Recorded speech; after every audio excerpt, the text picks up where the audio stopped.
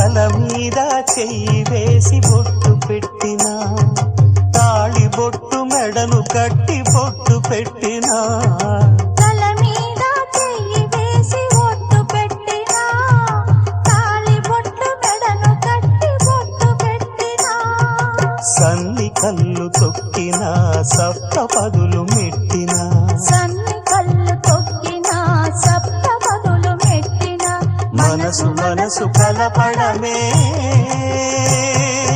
మంత్రం పరమార్థం.